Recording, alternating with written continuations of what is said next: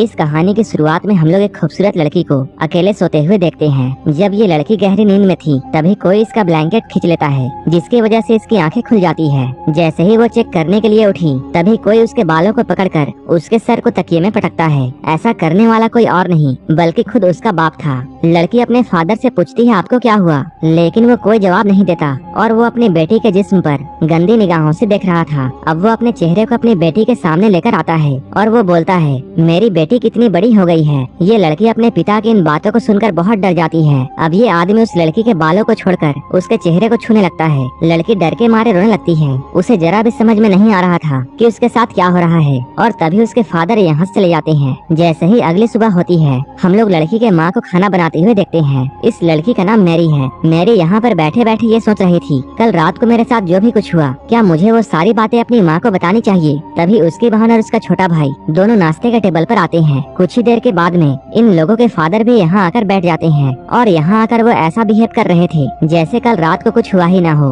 मेरी मन ही मन में ये सोचती है कल रात को तो ये मुझे बहुत बुरी निगाहों से देख रहे थे, लेकिन अभी ये इतने नॉर्मल कैसे हैं। इसके बाद मेरी टेबल से उठती है और यहाँ चली जाती है। तभी उसकी मदर यहाँ आकर खाने को जोर से टेबल पर पटकती है। यहाँ पर मॉम बहुत ही अजीब तरीके से खाने को खाती है, जैसे कि उन्होंने महीनों से खाना नहीं खाया हो। मॉम को ऐसी अजीब हरकतें करते हुए देखकर उसके बच्चे डरते हैं। तभी उसका बेटा भी खाने को उगल देता है और कहता है खाने में बहुत नमक है। तभी मॉम उसे खाने को उठाकर पागलों की तरह खाने लगती है। आखिर इस फैमिली के साथ में इतनी अजीब घटनाएं क्यों हो रही है। असल में इस फैमिली ने जब से एक नए कॉटेज में शिफ्ट किया है तभी से इनके साथ में अजीब सी घटनाएं हो रही हैं। इनके पड़ोसी कभी इनके आंगन में कोई अजीब सी स्टैचू लगा देते हैं तो कभी कोई उनके घर के सामने मरा हुआ जानवर लटका देता है। वहीं फादर हर रात को अपनी बेटी के साथ में अजीब सी हरकतें करते हैं। इसके अलावा मॉम भूखे भेड़िए की तरह खाने को खाती है और अपना खाया हुआ खाना अपने बेटे को भी खाने के लिए देती है, लेकिन बेटा इस खाने को खाना नहीं चाहता और वो अपने पिता की तरफ देखता है। वो कहते हैं अगर तुम इस खाने को खाना नहीं चाहते तो मत खाओ। फादर के इस बात को सुनकर मॉम उन्हें गुस्से भरे निगाहों से देखती है। इसके बाद वो खाने को टेबल पर फेंक देती है और प्लेट्स को भी जमीन पर फेंकती है। ये सब देखकर बच्चे बहुत डर जाते हैं। वो अपने बेटे को चिल्लाकर ये कहती है जो भी कुछ मैं बनाती हूँ तुम चुपचाप उसे खाया करो। वो इतनी जोर से चिल्लाती है कि उसका बेटा डर से रोने लगता है। बाप और बेटी को समझ में नहीं आ रहा था कि मॉम को क्या हो रहा है, लेकिन ये सब तो बस शुरुआत थी। इधर मैरी जब बाथरूम में नहा रही थी तभी कोई उसके पास आकर खड़ा हो जाता है। जब वो शीशे को साफ करके देखती है तब वो अचानक अपनी बहन को यहाँ देखकर डर जाती है। कुछ देर के बाद ये दोनों बहनें कमरे में होती हैं। तभी छोटी बहन मैरी को ये बताती है कि कैसे हर रात उसके फादर उसके कमरे में आते हैं और उसके साथ अजीब सी हरकतें करते हैं। मैरी जब अपने बहन से इन बातों को सुनती है तो उसे यकीन नहीं होता है कि उसके बहन के साथ में भी वैसा ही हो रहा है जैसा कि उसके साथ हर रात होता है। ये लोग अभी बातें कर ही रहे थे तभी इनके डैड अचानक यहाँ आ जाते हैं। इनके डैड ने भी इन दोनों की बातें सुन ली थी। तभी अचानक वो एक चाकू निकालकर इन दोनों पर हमला कर देते हैं। मैरी उन्हें धक्का देकर गिरा देती है और ये लोग अपनी जान बचाकर कमरे से भागते हैं। फिर से उनके डैड उनके सामने आ जाते हैं और मैरी की बालों को पकड़ लेते हैं। वो कुछ देर इन दोनों को देखते हैं और फिर मैरी को उठाकर फेंकते हैं। मैरी सीढ़ियों पर जाकर गिरती है और चोट की वजह से बेहोश हो जाती है। वहीं मैरी की बहन एना डरकर वहाँ से भागने लगती है। जब वो पीछे मुड़कर देखती है तब वो पाती है उसके डैड उसके पीछे नहीं आ रहे हैं। इधर डैड स्टोरेज रूम में गए हैं और वहाँ से वो एक हथौड़ा लेकर बाहर आते हैं। तब तक इधर मैरी को भी होश आ जाता है। वो अपनी बहन एना को ढूंढने लगती है। तभी अचानक उसे ऐसा लगता है जैसे कोई उसके पीछे है। वो जैसे ही पीछे मुड़ी सामने उसके डैड हथौड़ा लेकर खड़े थे। वो हथौड़े को लेकर मैरी पर हमला करने ही वाले थे। तभी एना जोर से चिल्लाती है जिससे डैड रुक जाते हैं। एना एक बैट उठाकर अपने डैड के मुंह पर जोर से मारती है, लेकिन उसके डैड को कुछ नहीं होता। इसके बाद उन्होंने एना पर भी हथौड़े से हमला किया।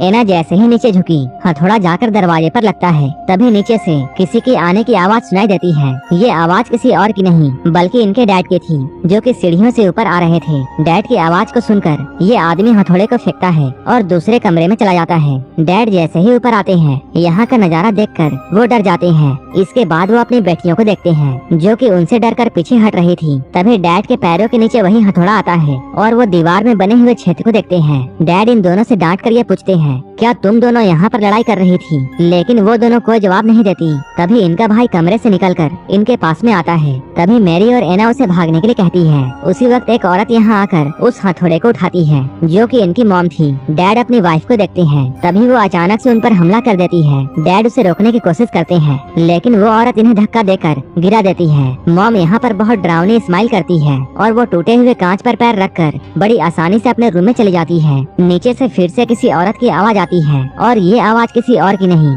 बल्कि इनकी असली मॉम थी। वो यहाँ आकर इन सभी से पूछती है कि यहाँ क्या हो रहा है, लेकिन अब सभी लोग उनसे डरने लगते हैं। ये लोग डरते हुए रूम का दरवाजा खोलते हैं, लेकिन अब इस रूम में कोई नहीं था। इसके बाद ये लोग फ्लोर पर पड़े हुए हथौड़े को देखते हैं। मॉम अपनी बेटियों के पास में जाकर पूछती है क्या हुआ है, लेकिन एना और मैरी अपनी मॉम से बहुत डर रही थी। इसके बाद डैड अपने भाई को अपने घर पर बुलाते हैं। इनका भाई चर्च में एक पादरी था। चर्च के फादर यहाँ आकर उन्हें और भी ऐसे ही घटनाओं के बारे में बताते हैं, लेकिन उसका बड़ा भाई इन सब में विश्वास नहीं करता था। रात को ये सभी लोग ये डिसाइड करते हैं कि ये सभी लोग एक साथ एक ही रूम में सोएंगे। लेकिन रात में इनके छोटे बेटे को टॉयलेट आती है। वो बिना किसी को परेशान किए खुद अकेला ही बाथरूम चला जाता है। तभी उसी की तरह दिखने वाला एक बच्चा रूम में आता है। वो एक चाकू को उठाकर अजीब सी स्माइल करता है। वो फादर को मारना चाहता था, लेकिन वो उसे नहीं मारता। देखने में ऐसा लग रहा था जैसे कि उसे ऐसा करने में किसी चीज ने रोक दिया हो। आज की रात आराम से गुजर गई। फादर इस चीज से अकेले नहीं लड़ सकते थे, इसलिए उन्होंने अपने सीनियर से मदद मांगी।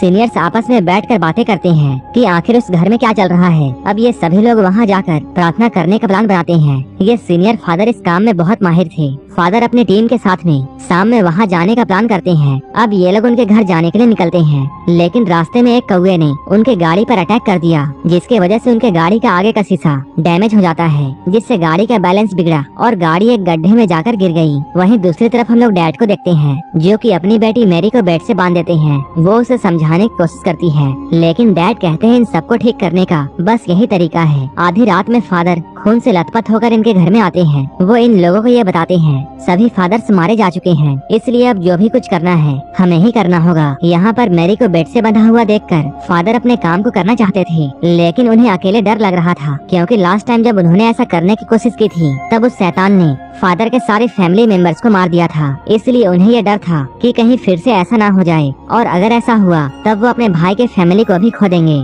लेकिन उसका बड़ा भाई रोते हुए उससे कहता है तुम अपना काम करो, हम लोगों को मिलकर लड़ना होगा, नहीं तो वो हम सभी को मार देगा। ये बात सुनकर फादर कैंडल्स को जलाते हैं और मैरी के ऊपर होली वाटर छिड़कते हैं। मैरी होली वाटर की वजह से चिल्लाने लगती है। इसके बाद फादर मैरी के सीने पर एक क्रॉस रखते हैं और इसके बाद वो उसे एक छड़ी से मारने लगते हैं। मैरी दर्द से चिल्लाने लगती है। वो पूछती है वो लोग उसके साथ ऐसा क्यों कर रहे हैं। फादर मैरी के डैड से ये पूछता है क्या तुम अब भी इस इलाज को कंटिन्यू करना चाहते हो। ये सब देखकर मैरी के डैड रोने लगते हैं। जब एक छड़ी टूट जाती है तब पादरी दूसरी छड़ी निकालता है। मैरी दर्द के मारे बेहोश हो जाती है। वहीं दूसरी तरफ हम लोग उस जगह को देखते हैं जहाँ यहाँ पर आने वाले फादर का एक्सीडेंट हुआ था। यहाँ पुलिस की टीम पहुँच चुकी है। जैसे ही वो लोग गाड़ी से फादर को निकालते हैं, गाड़ी में जोरों से धमाका होता है। इन सभी लोगों के बीच में मैरी के डैड का भाई भी मौजूद होता है। इसका मतलब ये था कि वो आदमी जो कि अभी मैरी के घर पर है वो कोई पादरी नहीं बल्कि खुद वही शैतान है। इसलिए वो मैरी को बेवजह दर्द दे रहा था। लेकिन अब मैरी की मॉम से ये सब बर्दाश्त नहीं होता। वो कहती है ये कोई इलाज नहीं है, ऐसा करते रहने से मेरी बेटी तो मर जाएगी। इसके बाद वो फादर को पकड़ लेती है ताकि वो मैरी को ना मार सके, लेकिन डैड उसकी बातों को नहीं सुनते और वो अपनी बीवी को जोर से धक्का देते हैं और पादरी से कहते हैं तुम इस रिचुअल को करते रहो। इसके बाद अचानक डैड अपनी वाइफ के पास में जाकर उसका गला दबाने लगते हैं। तभी अचानक वो अपने भाई की तरफ देखता है जिसके चेहरे पर एक डरावनी हंसी थी। डैड को समझ में आ जाता है। इसके बाद वो शैतान पर हमला करते हैं, लेकिन वो शैतान डैड को मार कर नीचे गिरा देता है। जैसे ही वो शैतान डैड को मारने वाला था तभी असली फादर यहाँ पहुँच जाते हैं। वो यहाँ पर कुछ मंत्र पढ़ते हैं जिससे वो बुरी आत्मा यहाँ से चली जाती है। मैरी बहुत बुरे तरीके से जख्मी हो गई थी। इसके बाद वो स्टोरेज रूम की तरफ जाने लगती है। तभी फादर मैरी के सामने एक मिरर रखते हैं जिससे मैरी के बॉडी से शैतान निकल कर भागने लगता है। फादर उस शैतान को अपने शरीर के अंदर ले लेता है और अपने भाई से उसे मारने के लिए कहता है, जिस पर उसका भाई टूटे हुए क्रॉस को उसके सीने पर घुसा देता है। ऐसा करने से शैतान और फादर दोनों एक साथ मर जाते हैं। अंत में ये फैमिली सही सलामत बच जाती है और इसके साथ ये मूवी भी यहीं पर खत्म हो जाती है। ऐसे ही वीडियोस के लिए आप हमें टेलीग्राम और इंस्टाग्राम पर फॉलो कर सकते हैं। मूवी अच्छी लगी हो तो एक लाइक जरूर कर देना और ऐसे ही वीडियोस के लिए आप हमारे चैनल को सब्सक्राइब जरूर कर लेना। तो मिलते हैं हमारे नेक्स्ट वीडियो में।